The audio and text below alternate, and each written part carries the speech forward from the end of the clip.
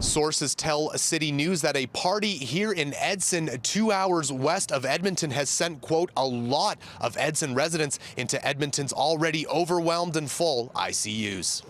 One person we spoke to outside of the hospital in town said she knew of a party happening outside of town 2 weeks ago that had sent some to the Edson hospital. We're told a number of Edmonton ICU cases come from a party that was held in an attempt to get COVID-19 as a way to achieve natural herd immunity and produce antibodies, similar to chickenpox parties where children are intentionally exposed to the virus. Dr. Lauren Tyrell, a virology expert from the University of Alberta, says COVID-19 is much deadlier. It's just unbelievable, and it's very sad and very irresponsible to think you would get good immunity from the virus without getting serious disease. And, it carries a mortality rate of nearly around 2%, but also we've got all the long COVID people that have been infected and have symptoms for a longer period of time. The idea of natural herd immunity has been prevalent recently. Albertan country singer Paul Brandt making headlines after he posted on social media that he didn't need to be vaccinated because he already had COVID-19.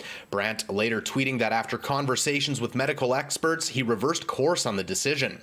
Dr. Tyrell tells me this kind of misinformation on immunity can lead to deadly consequences.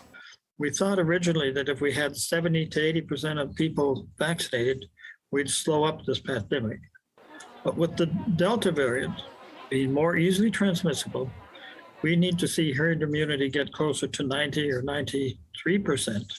City News reached out to Alberta Health Services for comment on the Edson party, Edson case numbers, and their concerns around intentionally contracting COVID-19.